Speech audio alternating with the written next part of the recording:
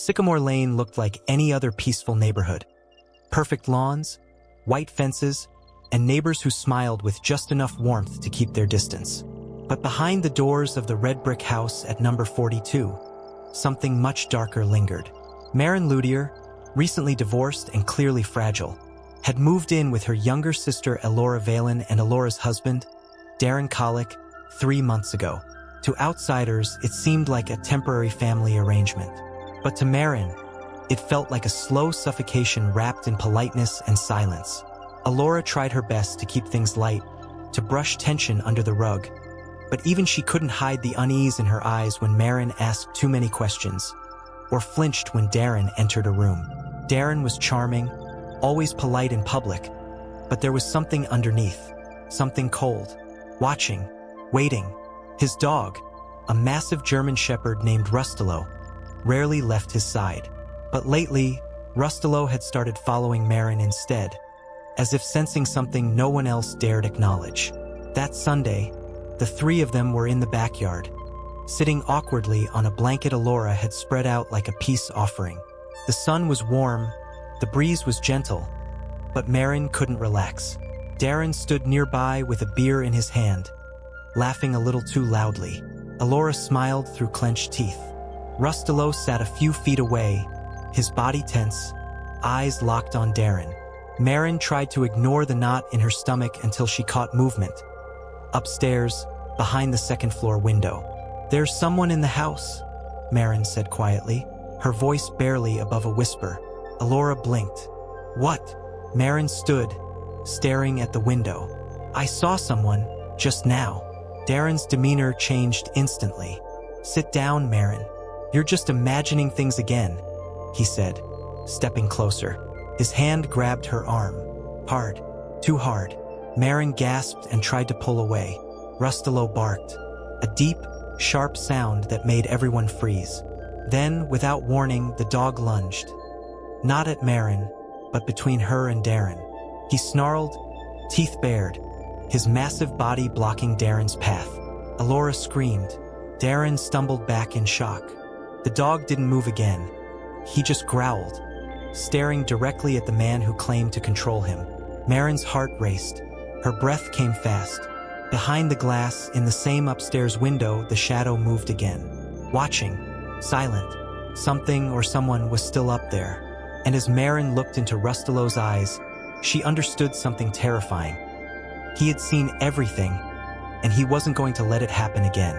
The moment Rustylo positioned himself between Maren and Daren, time seemed to freeze. Elora's hands trembled as she tried to process what had just happened.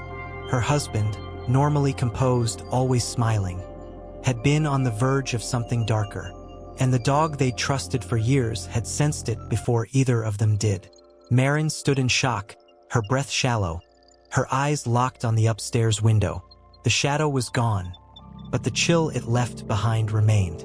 Daren tried to laugh it off. "It's just the dog being overly protective," he said, his voice tight, eyes avoiding both women. But Rustylo didn't move. He stood firm, low growls still rumbling in his throat. Maren gently stepped back, avoiding Daren's gaze.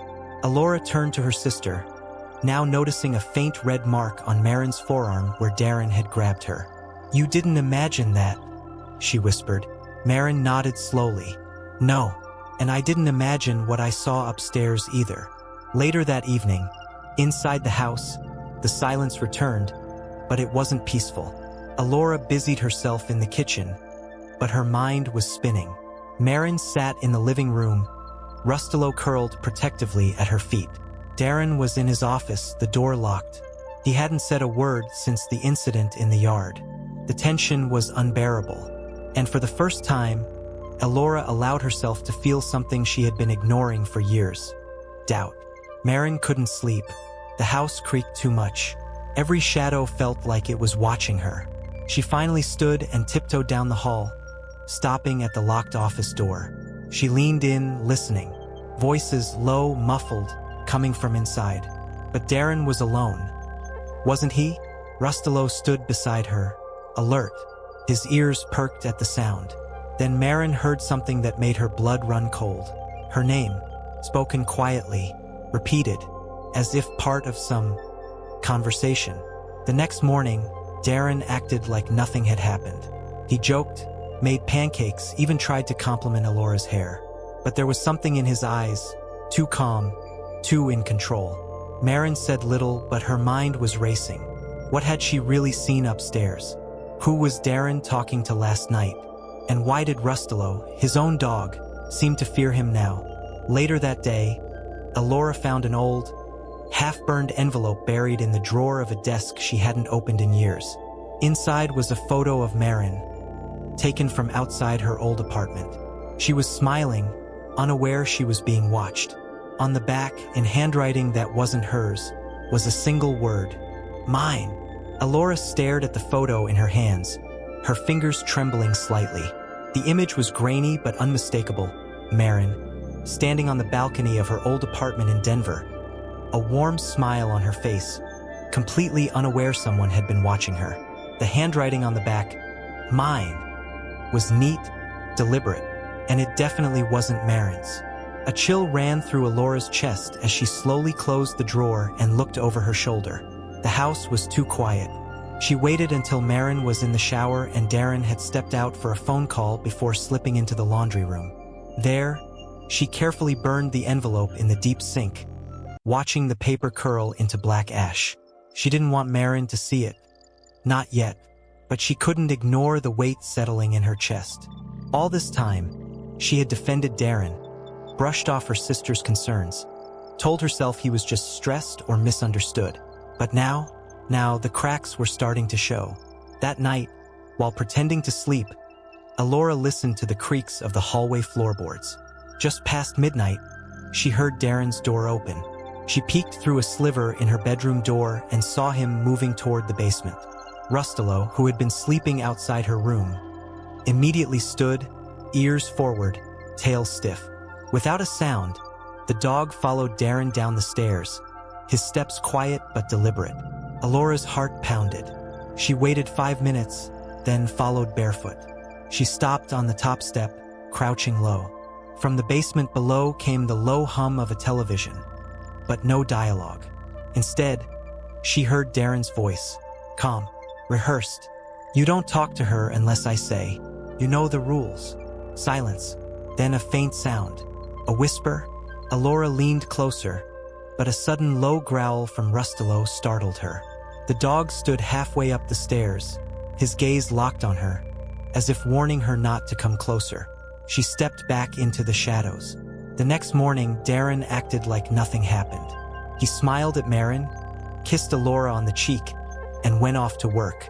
But something in his expression had shifted, like he knew someone had seen too much. Elora avoided his eyes. Her mind was replaying the night before, the sound of that second voice, too soft to be a recording, too human to ignore. Maren noticed Elora's silence and asked if she was okay. I just didn't sleep well, Elora lied. Later that afternoon, Rustylo brought something to Maren in his mouth. A small, torn piece of fabric. It was red, silk, familiar. She took it slowly, and her face went pale.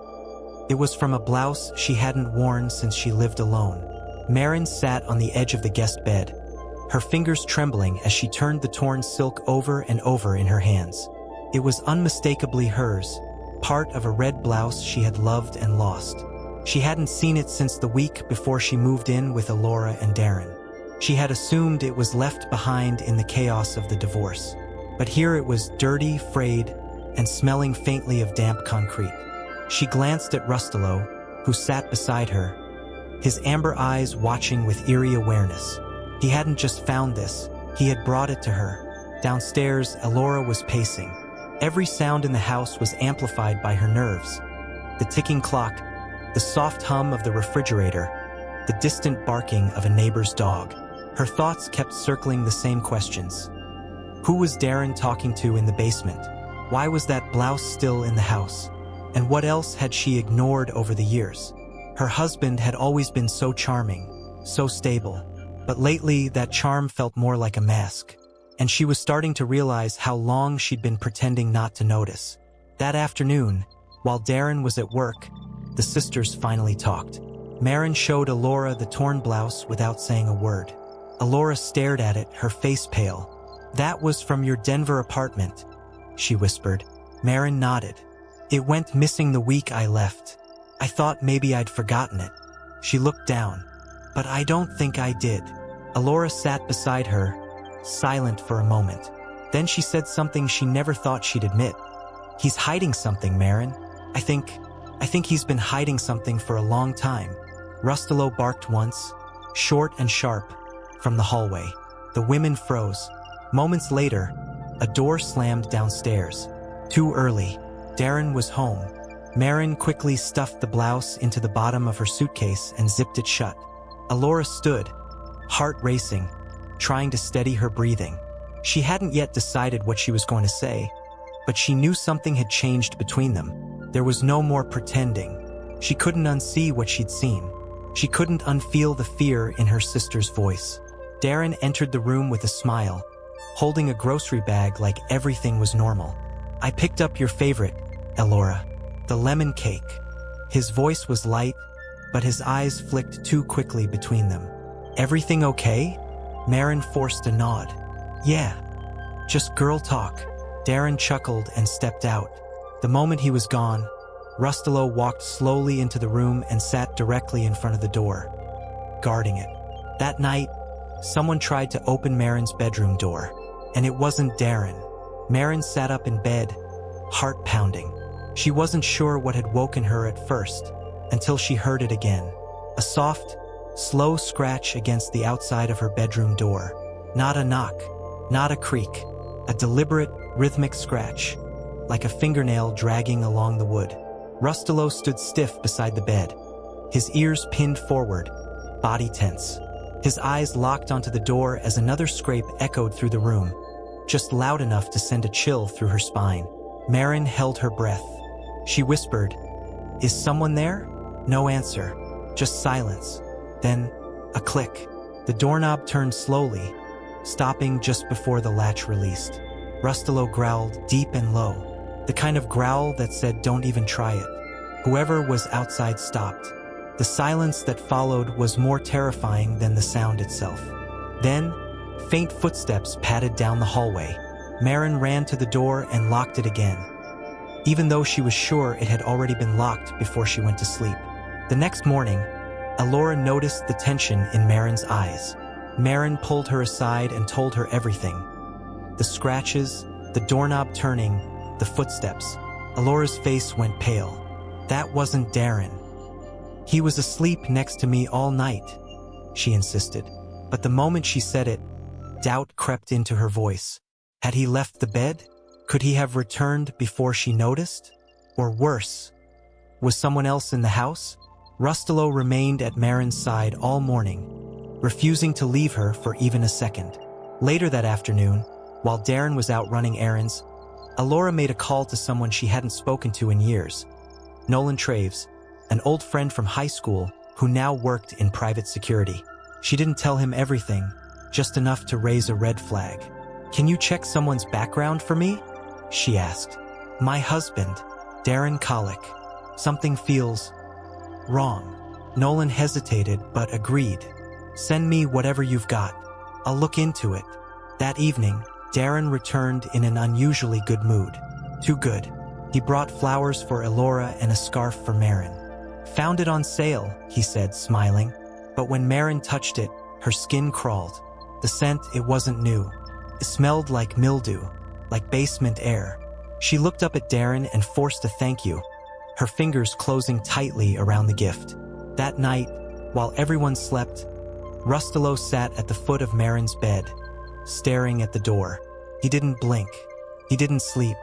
And just after 3 a.m., he stood up suddenly and began to growl. Because this time, the doorknob wasn't turning. It was rattling. The rattling at the door stopped as suddenly as it began. Maren sat frozen in bed, clutching the covers to her chest, her breath held tight in her lungs. Rustylo stood still, body low and tense, his growl now barely a whisper. For several seconds, the house was dead silent. Then came the soft sound of retreating footsteps, measured, steady, unhurried. Whoever had tried to open that door hadn't been in a hurry. That terrified her more than anything. Whoever it was, they wanted her to know they were there. At sunrise, Elora found Maren in the kitchen with a mug of untouched coffee, dark circles under her eyes. She told her everything again. This time, Elora didn't doubt. She couldn't. She'd begun to see too much. "He's hiding something," Elora whispered. "I can feel it." Rustylo stood at the doorway, watching the hallway like a soldier on duty. The sisters didn't need to say it aloud, but they both knew the truth. The danger wasn't outside. It was already in the house. Later that morning, Elora received a message from Nolan Traves. Just a short text. "Found something. You need to see this in person. Urgent." She stepped outside to call him. Nolan's voice was serious. Daren Colwick isn't exactly who he says he is. His name appears linked to a property in Wyoming, bought under a different name 10 years ago. There was a report of a missing woman near that address. Case was closed without answers. Elora's stomach turned. Why would he hide that? Nolan paused. Because someone wanted it hidden, and it wasn't the police. Back inside, Daren sat at the dining room table, flipping through a newspaper like nothing was wrong. Maren passed by him slowly. He looked up, smiled. "Sleep well?" he asked. The way he said it, too calm, too knowing, sent chills down her spine. She didn't answer, just kept walking. Behind her, she could feel his gaze, heavy and unblinking. Rustylo followed close behind, now refusing to leave her side at all. He was watching Daren too, studying him. That evening, Elora made up her mind. While Daren was in the shower, she slipped into his locked office using a spare key he didn't know she had. Inside, the air was musty. She opened the bottom drawer of his desk, and there it was, a worn leather notebook. Inside were pages of names, addresses, and photos. One was of Maren, another of a woman Elora didn't recognize, labeled only Tessa Corwin. The dates beside them? Years apart, but always the same pattern. As she flipped the final page, a noise behind her made her spin around. Daren stood in the doorway, towel around his shoulders, and eyes darker than she'd ever seen. Elora's fingers froze around the leather notebook as Daren stepped into the room. His eyes dropped to the open drawer, then to the book in her hands. For a moment, neither of them spoke. The tension was suffocating. Water from his damp hair dripped slowly onto his shoulders, but he didn't move, just stared at her, cold and unreadable. "Looking for something?" he asked, his voice steady, too steady. Elora tried to hide her fear, placing the notebook back in the drawer as casually as she could. "I was just cleaning," she lied. "You left the door open." Daren gave a slow smile, but his eyes didn't follow it. "You know I don't like people touching my things." His tone was still calm, but the threat was clear, unmistakable. Elora's heart pounded in her chest. She'd seen enough to know something was deeply wrong with her husband. The pages of that notebook weren't just memories, they were warnings, and Maren was next. Upstairs, Maren was trying to stay composed. She knew something had changed. Elora was acting strange, distracted, nervous. Daren, on the other hand, was pretending harder than ever to be the perfect husband. That, more than anything, terrified her. She remembered the night before. The rattling door, the scratching, the way Rustylo had stood between her and danger like he'd done it before. She sat on the edge of the bed, stroking the dog's head. "You know, don't you?" she whispered. "You've always known." That night, after Daren had gone to bed, Elora quietly entered Maren's room. She didn't speak at first, just handed her the notebook. Maren flipped through it slowly. Pages of handwritten notes, names, photos, and then she saw it, Tessa Corwin. Blonde, early 30s. Her eyes looked scared even in the stillness of the picture. "Who is she?" Maren asked. Elora shook her head. "I don't know, but the date next to her photo, it's from 5 years ago. Same year he disappeared for a week and told me it was a work trip." Maren's hands trembled as she closed the book. "He's done this before," she whispered. He was watching me before I moved in here. I thought I was escaping my ex, but I think Daren planned this from the beginning. Elora nodded, her face pale. We need to leave. Soon. Rustylo stood from his spot on the floor, alert once again. Ears up, tail stiff. A sound had come from downstairs. The front door had just opened, and Daren was supposed to be asleep. Elora grabbed Maren's hand and pulled her toward the hallway as Rustylo stood growling at the top of the stairs. The front door had opened, but no one had knocked. No alarm, no sound of keys.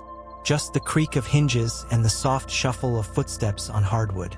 They could hear Daren's voice now, low and murmuring, though they couldn't make out the words. He wasn't talking to them. He wasn't even trying to hide it, and that somehow made it worse. They backed into the guest room and locked the door behind them. Elora turned off the lights while Maren opened the closet and pulled out her duffel bag, already half-packed. We have to go, she whispered. Now. Rustylo stood firm between the women and the door, ears pointed, breathing heavy. He wasn't barking, but the growl hadn't stopped. Elora reached for her phone, hands shaking. A new message lit up the screen from Nolan Traves. That property in Wyoming? There were reports of a woman screaming in the woods. Locals said she was dragged. It was never investigated. Maren sat on the edge of the bed for a second, staring into the dark. That image haunted her. Screams in the woods. A woman dragged. Forgotten. It brought her back to the last night in Denver, before she left everything behind. The night someone had tried to break into her apartment. She never saw his face. The police called it a random break-in. But she remembered the feeling, the silence, the certainty that someone had been watching her long before the window shattered. Rustylo turned sharply toward the door and growled louder this time. The doorknob began to turn, slowly, carefully. It was locked, but whoever was outside was testing it, trying to gauge how much force it would take. Elora backed toward the window. If we scream, the neighbors will hear, she whispered. Maren shook her head. Not in this neighborhood. Not with Daren. Everyone loves him. He's the good husband, the quiet one, the one who brings cookies to the block party. Suddenly, the doorknob stopped turning. Heavy silence followed, then a soft knock. Maren, Daren's voice called. Calm. Too calm. Can we talk? Neither of them answered. Rustylo's growl deepened into a bark that echoed through the house. The kind that said, "You're not welcome here." Then crash, the sound of glass breaking downstairs. Rustylo lunged toward the hallway, barking furiously. Daren wasn't alone anymore. Rustylo flew down the hallway like a bullet, barking with a ferocity Maren had never heard from him before. Elora grabbed Maren's hand and yanked her toward the window. We're not waiting to find out who he brought with him, she said. Her voice was calm but urgent. They pushed the window open, the cool night air rushing in.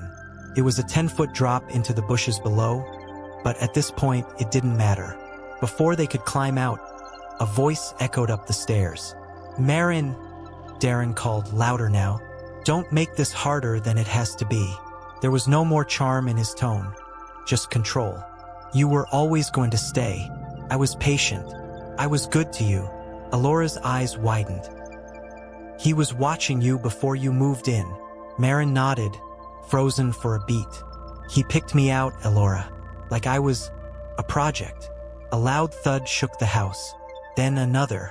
Rustylo's barking turned to growling, snarling. Then a yelp. No! Maren cried, halfway out the window. She turned back, but Elora pulled her. We can't. If we go back, we may not make it out again. They climbed out just as headlights appeared at the end of the street. Car engine. A second presence. Elora and Maren crouched in the bushes, breath shallow, as two figures stepped through the broken front door. From the shadows, Maren saw it. A tall man with a hood, holding something metallic. He wasn't there to talk. He was there to help Daren keep control. Elora reached for her phone and called Nolan with shaking hands. We're out, she whispered. He's not alone. Send help now. Inside the house, loud crashing sounds filled the air. Furniture overturned. A muffled shout. Rustylo was still fighting. Then silence. Maren stood. "I'm going back in," she said, her voice cracked but firm. "If he hurt Rustylo, I swear." Elora stopped her. "We wait. Nolan is coming." But Maren had already stepped onto the porch, heart racing. She had spent her life running from fear, from control, from men who made her feel small. But this time, she wasn't going to run. Inside the house, the power flickered. The hallway lights sputtered, then died completely. In the dim light from the broken window, Daren appeared at the top of the stairs. His shirt torn, scratches on his face, blood on his arm. But it wasn't his. Maren stepped through the broken front door with her heart pounding so hard she thought it might stop. Glass crunched beneath her bare feet as she moved slowly down the hallway.